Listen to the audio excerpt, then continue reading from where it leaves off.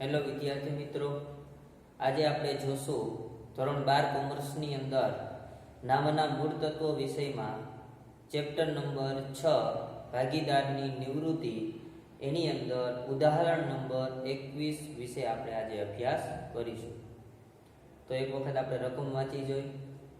ઉદાહરણ 21માં આપણને આપેલું છે એલ, એમ અને એન એક પેઢીના ભાગીદારો છે. તેમની પેઢીનું પાકું સરવૈયું નીચે પ્રમાણે આપેલું છે.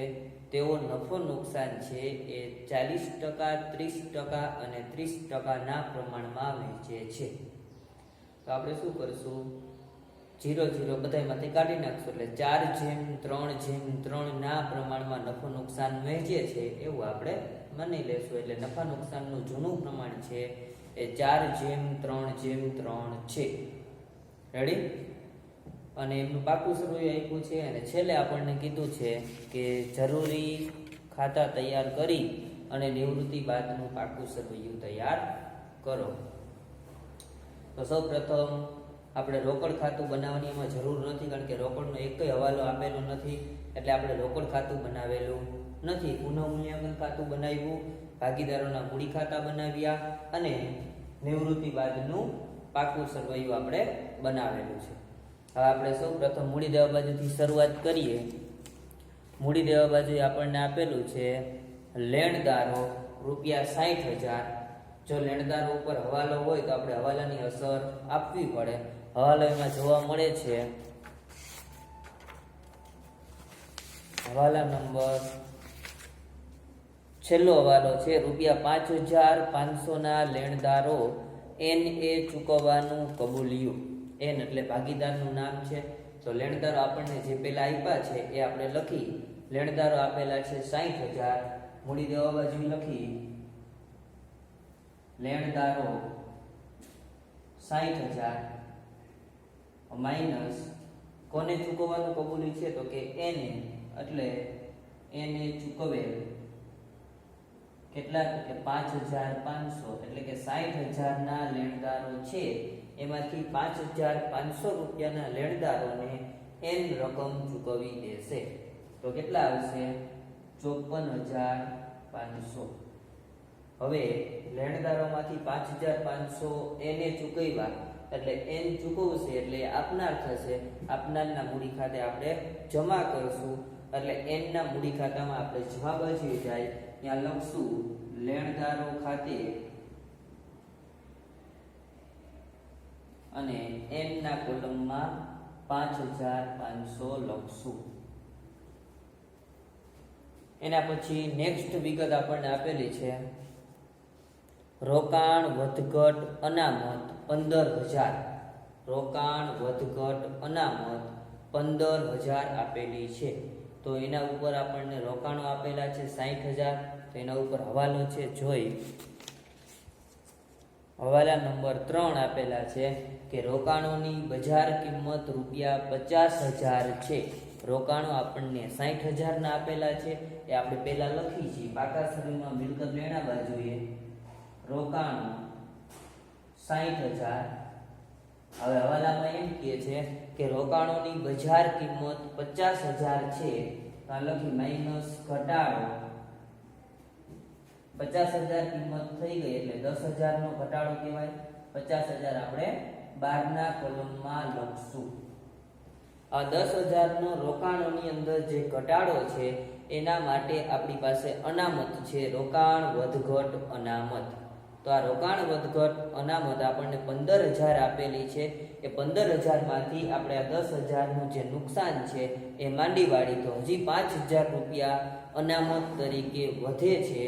એ 5,000 ને આપણે વેચી દેશું, બરાબર, ભાગીદારો વચ્ચે જૂના પ્રમાણમાં. તો મૂડી ખાતામાં જાય જમા બાજુએ ત્યાં લખશું રોકાણ વધઘટ અનામત ખાતે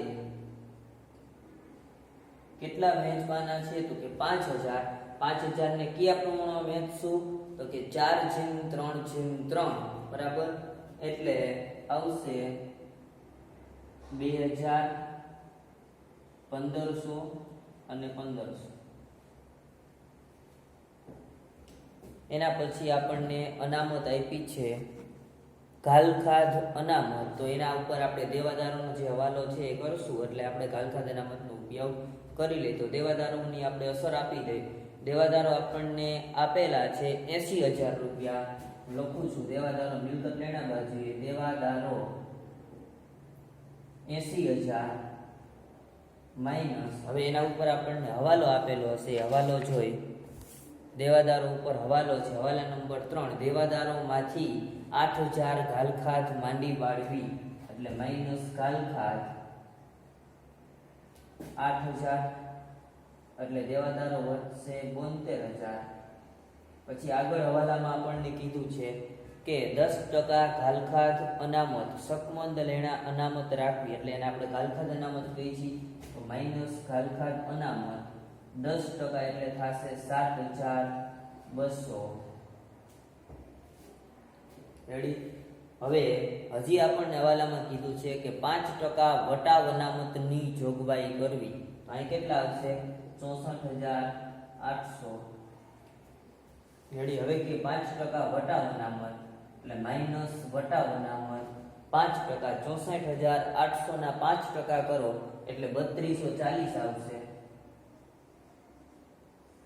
હવે આ બધું આપણે બાદ કરી અને બહારના કોલમમાં રકમ લખી 61,560.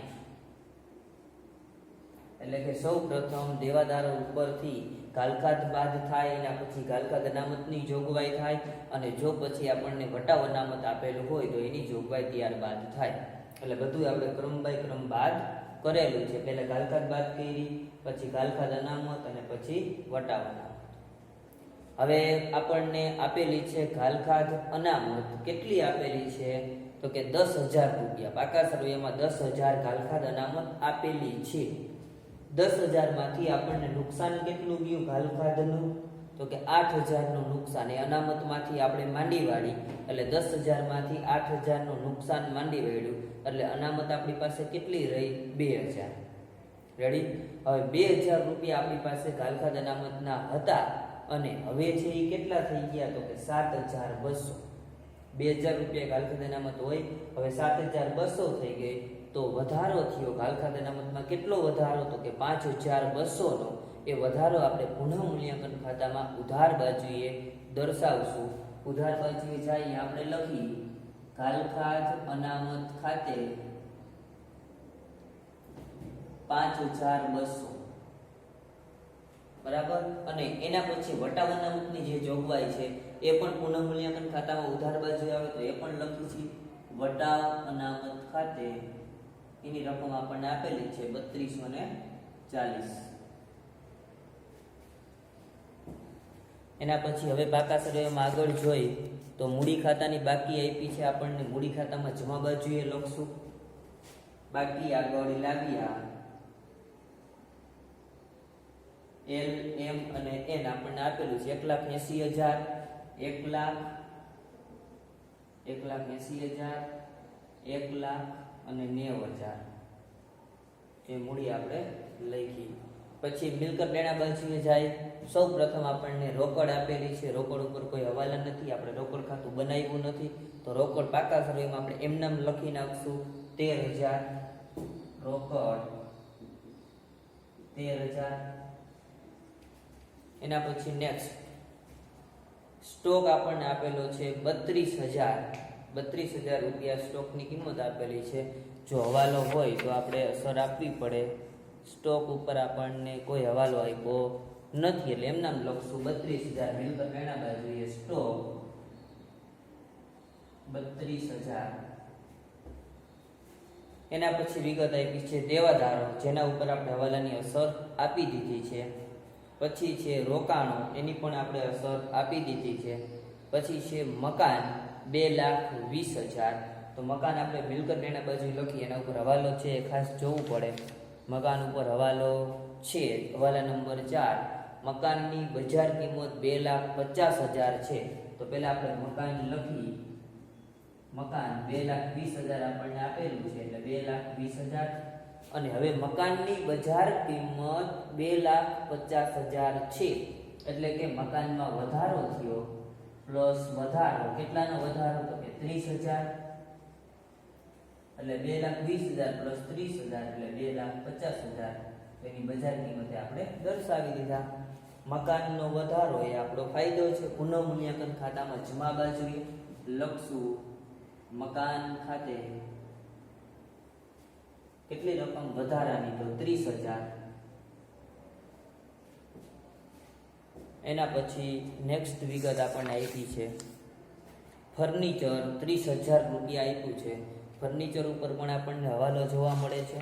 હવાલા નંબર 5 ફર્નિચર આપણને 30,000 આપેલું છે. હવાલા નંબર 5 આપણને આપેલા છે, બરાબર. એમાં શું કીધું છે? રૂપિયા 1,560 ફર્નિચરમાંથી માંડી વાળવાના છે. ફર્નિચરમાંથી માંડી વાળવાના છે એટલે કે ફર્નિચરની કિંમતમાં ઘટાડો છે, બરાબર. તો ફર્નિચર આપણે લખી ફર્નિચર 30,000 માઇનસ માંડી વાળેલું, અથવા અહીંયા ઘટાડો લખી તો પણ ચાલશે. 30,000 માંથી કેટલા માંડી વાળવાના છે? તો કે હવાલામાં કીધું 1,560. 30,000 માંથી આપણે 1,560 બાદ કરી એટલે 28,440, બરાબર. હવે આ માંડી વાળેલ જે છે એટલે ઘટાડો, ફર્નિચરનો ઘટાડો આપણું નુકસાન છે. પુનઃમૂલ્યાંકન ખાતામાં ઉધાર બાજુએ જાય, બરાબર. તો અહીંયા લખી ફર્નિચર ખાતે 1,560. એના પછી છેલ્લે આપણને આપેલું છે જાહેરાત ઝુંબેશ ખર્ચ 20,000 રૂપિયા આપ્યું છે. જાહેરાત ઝુંબેશ ખર્ચ એની ઉધાર બાકી છે. જૂના ભાગીદારો વચ્ચે જૂના પ્રમાણમાં આપણે ભાગીદારોના મૂડી ખાતામાં ઉધાર બાજુએ વહેંચણી કરશું, કારણ કે એની આમ નોંધ થાય ભાગીદારોના મૂડી ખાતે ઉધાર તે જાહેરાત ઝુંબેશ ખર્ચ ખાતે. તો આપણે નોંધ કરી ઉધાર બાજુએ લખશું જાહેરાત ઝુંબેશ ખર્ચ ખાતે 20,000 આપેલું છે, જેને આપણે 4/3/3 ના પ્રમાણમાં વહેંચી, બરાબર. એટલે કેટલી રકમ આવશે? 10,000. 2 ચોક 8,000 આવશે, સોરી 2 ચોક 8,000, 2 તેરી 6,000 અને 6,000. એના પછી હવે જે હવાલા બાકી છે હવાલાની આપણે અસર આપશું. પહેલો હવાલો છે m નો ભાગ l અને n 3/2 ના પ્રમાણમાં વહેંચશે. એટલે આ લાભનું પ્રમાણ આપણને આપેલું છે. લાભનું પ્રમાણ l અને n વચ્ચેનું, લાભનું પ્રમાણ l/n આપણને પ્રમાણ આપેલું છે. લાભનું પ્રમાણ કેટલું આપ્યું છે? તો કે 3/2. 3/2.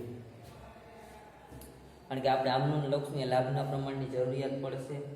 બાકીના હવાલાઓ છે એમાં 2, 3, 4, 5 હવાલા આપણે થઈ ગયા. છઠ્ઠો હવાલો છે એ બાકી છે. l અને n ની મૂડી તેમના નવા નફા નુકસાનના પ્રમાણમાં રાખવી અને જરૂરી હવાલા તેમના ચાલુ ખાતે નાખવા. તો એ જ્યારે આપણે ભાગીદારના મૂડી ખાતા બંધ કરી ત્યારે એની જરૂર પડશે. સાતમો હવાલો છે પાઘડીનું મૂલ્યાંકન રૂપિયા 50,000 થી કરવામાં આવ્યું. તો 50,000 થી આપણે પાઘડીનું મૂલ્યાંકન કરી એટલે એમાંથી આપણે નિવૃત્ત ભાગીદારનો ભાગ કાઢી. નિવૃત્ત ભાગીદાર કોણ છે? તો કે m, બરાબર. હવે એમનો ભાગ શું આપેલો છે? એમનો ભાગ આપણને આપેલો છે l, m અને n એટલે 3/10. તો એમના ભાગની પાઘડી આપણે કાઢશું. એનું ગણતરી લખું છું. એમના ભાગની એમની પાઘડી કઈ રીતે મળશે? તો પેઢીની પાઘડીનું મૂલ્યાંકન કેટલાથી થયું? 50,000. એમાં જૂનો ભાગ એનો કેટલો છે? 3/10. 50,000 આપણને સાતમા વાલામાં આપેલું છે. 3/10 એનો જૂનો ભાગ છે, બરાબર. તો એને પાઘડીની રકમ કેટલી મળવા પાત્ર છે? તો આ 1 0 જવા દે, 5 તેરી 15,000. તો એમ ભાગીદાર જે નિવૃત્ત થયો છે એને 15,000 રૂપિયા પાઘડી મળવા પાત્ર છે. એ પાઘડી l અને n લાભનું પ્રમાણ આપેલું જ છે, તો લાભના પ્રમાણમાં એ ચૂકવશે. એટલે આમનું શું થાય? ચાલુ ભાગીદારોના મૂડી ખાતે ઉધાર એટલે એલ ના મૂડી ખાતે ઉધાર, એન ના મૂડી ખાતે ઉધાર, તે નિવૃત્ત ભાગીદાર એટલે કે એમ ના મૂડી ખાતે રકમ આપી છે 15,000. 15,000 ને લાભનું પ્રમાણ 3/2, 15,000 ને 3/2 ના પ્રમાણમાં આપણે વેચી, બરાબર. એટલે 3 તેરી 9,000 અને 6,000. હવે આની આપણે ખતવણી કરી છે, જેમ આપણે બધા જ દાખલાની અંદર ખતવણી કરીએ એવી રીતે ખતવણી કરી. એલ અને એમ ના મૂડી ખાતામાં ઉધાર બાજુએ જાય ત્યાં આપણે લખી એમ ના મૂડી ખાતે રકમ લખશું 9,000 અને 6,000. 9,000 6,000. હવે જમા બાજુએ જાય તે એમ ના મૂડી ખાતે, એમ ના મૂડી ખાતામાં જમા બાજુએ જાય અહીંયા આપણે લખી એલ ના મૂડી ખાતે અને એન ના મૂડી ખાતે રકમ લખશું આપણે એમ માં. રકમ છે 9,000 અને 6,000. અહીંયા આપણે પાઘડીની અસર છે એ પૂરી થઈ ગઈ. હવે કયો હવાલો આપણે જોવાનો છે તો કે હવાલા નંબર 6, એલ અને એન ની મૂડી તેમના નવા નફા નુકસાનના પ્રમાણમાં રાખવી અને જરૂરી હવાલા તેમના ચાલુ ખાતે નાખવા. અહીંયા બેંક ખાતે નાખવા એવું હતું આગળના દાખલાની અંદર. અહીંયા આપણે ચાલુ ખાતે હવાલા નાખવાના છે. એટલે કે મૂડી આપણે લખી નાખી ભાગીદારોના મૂડી ખાતામાં, એના પછી જો તફાવત મળે તો અહીંયા તમારે ચાલુ ખાતે લખવાનું છે એવું કહેવા માંગે છે.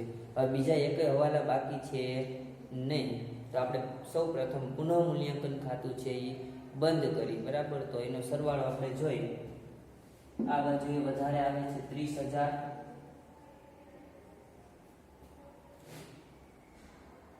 અહીં લખશું 30,000. આ બાજુ પણ 30,000 લખશું. હવે 30,000 માંથી ઉપરની રકમો આપણે બાદ કરશું. 3240, 1560 અને 5,200, એટલે તમને તફાવત મળશે 20,000. 20,000 તફાવત મળ્યો. ઉધાર બાજુએ આપણને તફાવત મળ્યો એટલે આપણે લખશું નફો છે. આ શું છે? નફો. કારણ કે ઉધાર બાજુ તફાવત ત્રણેય ભાગીદારો વચ્ચે આપણે વેચી. 3 ભાગીદાર છે એલ, એમ અને એન. અહીં લખશું મૂડી ખાતે લઈ ગયા. જૂનું પ્રમાણ છે 4/3/3, બરાબર. એટલે 20,000 ને 4/3/3 ના પ્રમાણમાં આપણે વેચી એટલે આવશે 2 ચોક 8,000, 6,000 અને 6,000. એટલે આ નફો છે મૂડી ખાતે લઈ ગયા. અહીં ઉધાર બાજુ મેળવ્યો છે આપણને. મૂડી ખાતામાં જમા બાજુ લખી પુનઃ મૂલ્યાંકન ખાતે કાઉન્સમાં લખશું નફો છે 8,000, 6,000 અને 6,000. હવે આપણે મૂડી ખાતા બંધ કરવાના છે ત્યારે આપણે હવાલા નંબર 6 ધ્યાનમાં રાખવાનો છે કે એલ અને એન ની મૂડી નવા નફા નુકસાનના પ્રમાણમાં રહેવી જોઈએ. તો પહેલા આપણે એમ જે નિવૃત્ત ભાગીદાર છે એનું ખાતું બંધ કરી નાખશું, કારણ કે એની કાંઈ જરૂર નથી. એમને તેની લેણી રકમ રોકડમાં ચૂકવી આપવી એવું આપણને ક્યાંય દાખલામાં કીધું નથી. એટલે એમની જે રકમ આવશે એ આપણે લોન તરીકે રાખી દેશું. તો એનો સરવાળો કરી આપણે જમા બાજુનો સરવાળો કરો એટલે 1,22,500 આવશે. 1,22,500. અહીંયા પણ લખશું આપણે જમા બાજુએ 1,22,500. ઉપરના 6,000 આપણે બાદ કરી એટલે 1,16,500. આ આપણને તફાવતની જે રકમ એમ માં મળી એને આપણે શું કહેશું? બાકી આગળ લઈ ગયા. તો કે ના, કારણ કે એમ છે ભાગીદાર તો હવે નિવૃત્ત થઈ ગયો છે. નિવૃત્ત થઈ જાય એને આપણે એની લેણી રકમ આપી દેવાની હોય. પણ અત્યારે આપણને કંઈ સૂચના નથી મળી કે રકમ આપવી કે ન આપવી, તો આપણે આપતા નથી પણ એની રકમ લોન તરીકે રાખી છે. જ્યારે આપણને કંઈ સૂચના આપેલી ન હોય ત્યારે નિવૃત્ત ભાગીદારની લેણી રકમ એની લોન તરીકે આપણે રાખી છે, એટલે હું લખું છું m ની લોન ખાતે, અને અહીંયા આપણને મૂડી ખાતામાં ઉધાર બાજુએ તફાવત મળ્યો છે, આને જમા બાકી કહેવાય. આકાશ રેવામાં મૂડી દેવા બાજુએ આપણે લખશું m ની લોન કેટલી 1,16,500. રેડી? તો હવે ખાસ મહત્વની બાબત છે, હવે શું કરવાનું છે, તો હજી હવાલા નંબર 6 જો એલ અને એન ની મૂડી તેમના નવા નફા નુકસાનના પ્રમાણમાં રાખવી. તો મેઇન પ્રશ્ન, નવું નફા નુકસાનનું પ્રમાણ જ નથી આપણી પાસે, લાભનું પ્રમાણ છે, જૂનું પ્રમાણ પણ છે. જૂનું પ્રમાણ આપણને આપેલું છે, લખી લે, કામ આવશે. એલ, એમ અને એન, એલ, એમ અને એન જૂનું પ્રમાણ છે 4:3:3 અને લાભનું પ્રમાણ છે 3:2, પણ નવું પ્રમાણ નથી. બરાબર? તો નવું પ્રમાણ આપણે મેળવવું પડશે. હવે નવું પ્રમાણ છે એ કઈ રીતે મળે? તો લાભનું પ્રમાણ આપ્યું છે, એના આધારે આપણને લાભ મળી જાય. લાભનું પ્રમાણ કોનું કોનું આપ્યું છે? એલ અને એન. બરાબર? તો અહીંયા હવાલો આપણને આપેલો જ છે. બરાબર? જો અહીંયા લખેલું હશે, પહેલો જ હવાલો છે, એમ નો ભાગ એલ અને એન 3:2 ના પ્રમાણમાં વહેંચશે. તો એમ નો ભાગ આપણે વહેંચી દઈએ, એટલે કે એલ નો લાભ મેળવીએ. એલ નો લાભ પછી આપણને મળશે એન નો લાભ. કઈ રીતે મળે? તો અહીંયા કીધું છે કે એમ નો આ જે ભાગ છે, એમ નો ભાગ કેટલો છે? તો કે 3. એમ નો જે ભાગ છે એ એલ અને એન 3:2 ના પ્રમાણમાં મેળવશે, એટલે 3:2 ના પ્રમાણમાં આપણે એમ નો ભાગ આ બે વચ્ચે વહેંચી દઈએ. તો એમ નો ભાગ કેટલો છે? તો કે 3/10.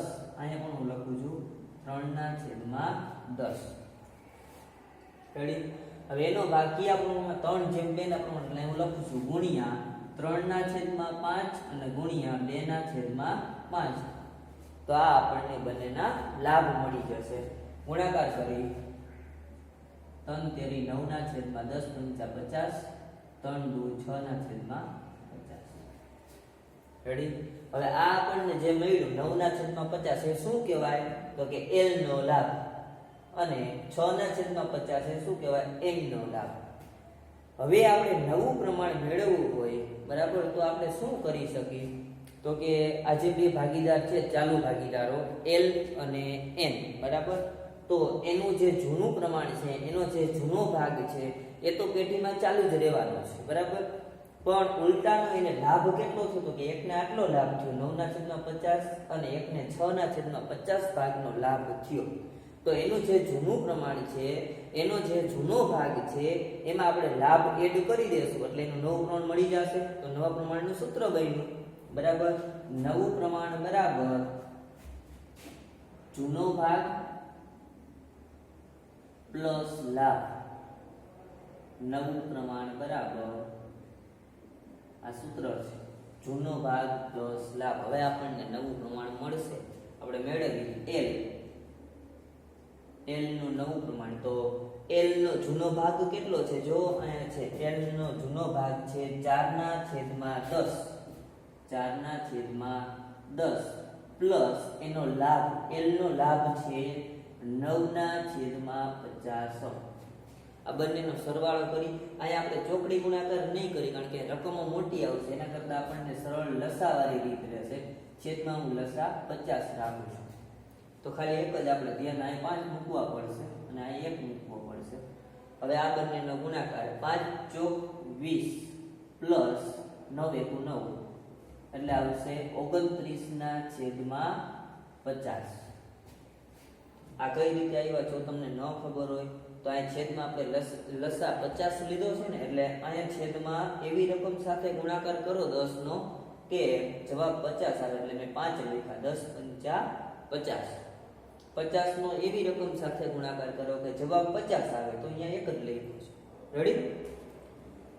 એના પછી આપણે n નો નવો ભાગ મેળવી, n નું નવું પ્રમાણ. તો n નો જૂનો ભાગ છે, n નો જૂનો ભાગ અહીં છે 3/10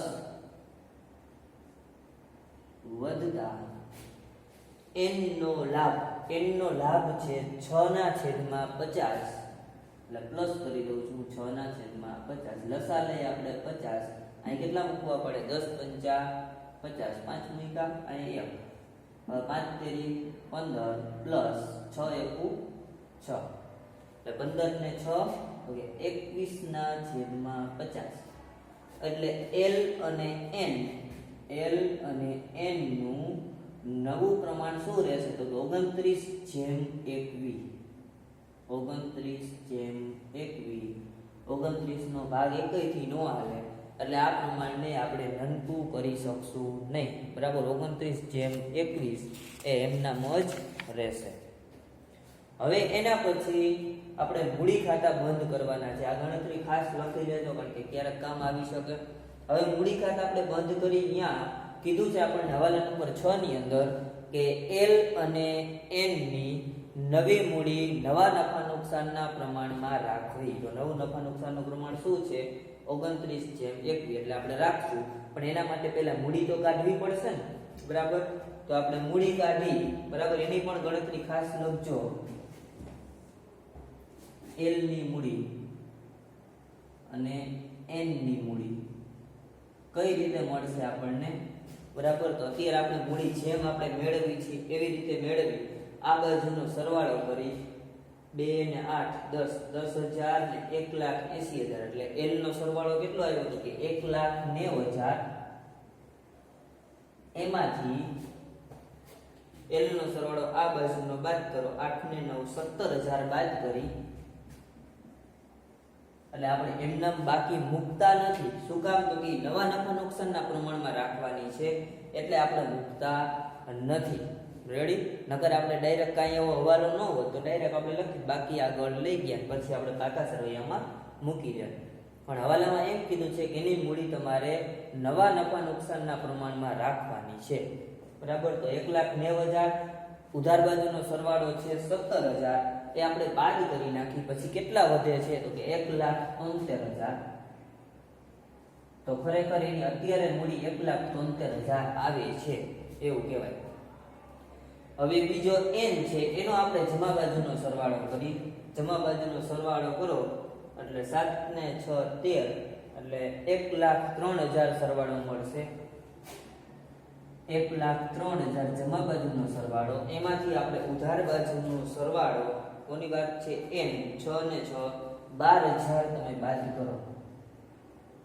12,000 એટલે તમને મળશે 91,000 કેટલા મળશે 91,000 તો હવે આપણને આ શું મળ્યું તો કે L અને M ની જો આપણે અત્યારે આ પોઝિશનમાં મૂડી મેળવી તો L ની મૂડી છે એની જમા બાજુના સરવાળામાંથી ઉધાર બાજુનો સરવાળો બાદ કર્યો એટલે 1,73,000 અને M ની જે મૂડી છે એ એના જમા બાજુનો સરવાળો 1,03,000 માંથી 12,000 બાદ કર્યા એટલે 91,000 છે આપણને મળે છે પણ આ જે મૂડી આપણે અહીંયા લખી શું કામ નહીં બેના કોલમમાં તો કે એનું કારણ છે હવાલામાં આપણને એમ કીધેલું છે કે L અને N ની જે મૂડી છે એ નવા નફા નુકસાનના પ્રમાણમાં રાખવાની છે એટલે આપણે ડાયરેક્ટ મૂકી દીધી નથી તો આ બંનેની જે મૂડી છે એનો આપણે શું કરશું સરવાળો તો કેટલો આવશે 2,64,000 આ 2,64,000 જે આપણને રકમ મળી છે આ રકમ નવી પેઢીની કુલ મૂડી છે નવી પેઢીની કઈ મૂડી છે કુલ મૂડી કારણ કે બંનેનો સરવાળો કર્યો તો અહીંયા હું લખું છું 2,64,000 કારણ કે આપણે નવા પાકા સરેમાં જે મૂડી લખી એ ચાલુ ભાગીદારો એટલે કે L અને N ની જ મૂડી લખી તો એ જ આવશે 2,64,000 હવે આ મૂડી છે એ નવા નફા નુકસાનના પ્રમાણમાં રાખવી અને જરૂરી હવાલા ચાલુ ખાતે નાખવા તો પહેલા આપણે મૂડી રાખી દઈએ નવા નફા નુકસાનના પ્રમાણમાં નવું નફા નુકસાનનું પ્રમાણ આપણી પાસે છે 29/21 બરાબર તો આ 2,64,000 જે છે એની આપણે વહેંચણી કરશું કેલ્ક્યુલેટરમાં તમે આવું કરજો હું અહીં ગણતરી લખતો નથી હાલો લખી નાખું L ની મૂડી અને M ની મૂડી કઈ રીતે આપણને મળે કુલ મૂડી કેટલી છે તો કે 2,64,000 ગુણ્યા L નું નવું પ્રમાણ છે 29 29/50. 50 ક્યાંથી આવ્યા? તો કે આ બંનેનો સરવાળો. બરાબર. તો આમ કરતા તમને જે જવાબ મળે છે એ જવાબ L ની મૂડી છે એટલે 1,53,120 મળશે. 1,53,120. એવી રીતે આપણને n ની મૂડી મળે તો 2,64,000 ગુણ્યા 21/50. બરાબર. એટલે તમને જવાબ મળશે 1,10,880. તો 1,10,880. આ બંનેની મૂડી આપણને મળી ગઈ. હવે પાકા સરવાળામાં આપણે લખી છે અથવા એને અહીંયા પણ લખી શકીએ કારણ કે આપણને અહીંયાથી મળે છે મૂડી ખાતર જમા બાજુ ઉધાર બાજુએ, તો અહીંયાથી આપણે મૂડી દેવા બાજુએ લઈ જાય છે તો અહીંયાથી આપણે અહીંયા લાવી હું લખી નાખું છું. બાકી આગળ લઈ ગયા એમ માં કાંઈ નહીં આવે. L ની કેટલી છે તો કે 1,53,120 અને 1,10,880. રેડી.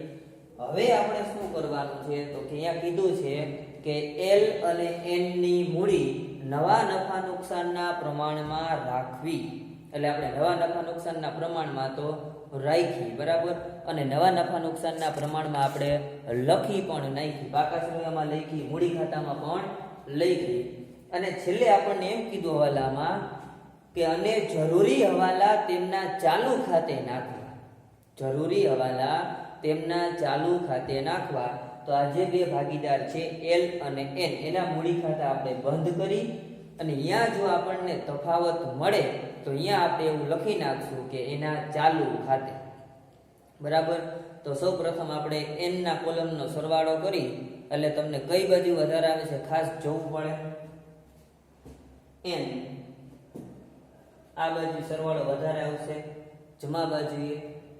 બરાબર. સોરી, જમા બાજુ નહીં આવે. 90,000 90 ને 8 ને 6 7 97 6 1,03,000. બરાબર. n ના કોલમનો સરવાળો છે એ તમને ઉધાર બાજુએ વધારે મળશે 1,22,880. ઉધાર બાજુએ મળશે 1,22,880. તો જમા બાજુ પણ આપણે લખશું 1,22,880. હવે ઉધાર બાજુનો સરવાળો વધારે હતો એ સરવાળો આપણે જમા બાજુએ પણ લખ્યો 1,22,880. એમાંથી ઉપરની રકમો છે એ બાદ કરો. ઉપરની રકમ આપણે બાદ કરશું એટલે તમને તફાવતની રકમ મળશે 19,880. 19,880. બરાબર. અહીંયા આપણે શું લખશું તો કે ચાલુ ખાતે અથવા તો કોણ ભાગીદાર છે n, તો એમ લખશું n ના ચાલુ ખાતે. શું કામ લખ્યું ચાલુ ખાતે? તો કે અહીંયા આપણને કીધેલું છે કે તેમની મૂડી નવા નફા નુકસાનના પ્રમાણમાં રાખવી અને જરૂરી હવાલા ચાલુ ખાતે નાખવા. એટલે આપણે ચાલુ ખાતે લખ્યું. તો આને ક્યાં લખવું એમ? 19,880 આવ્યા એને લખવું ક્યાં?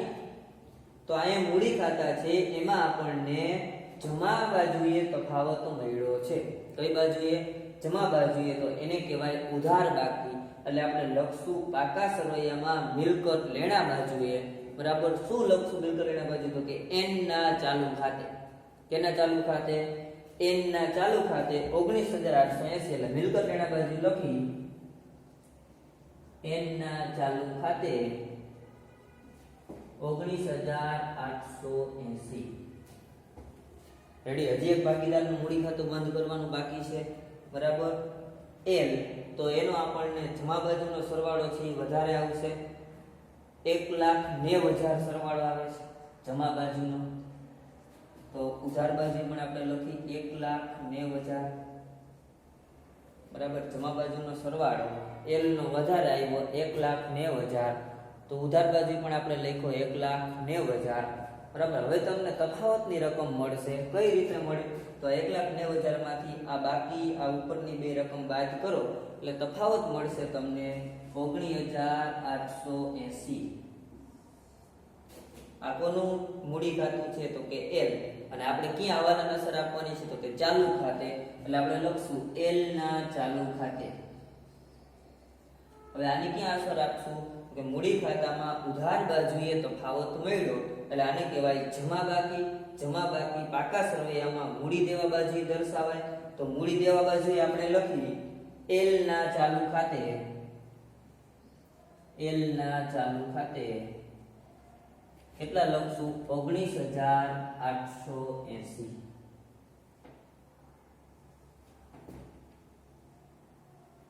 રેડી.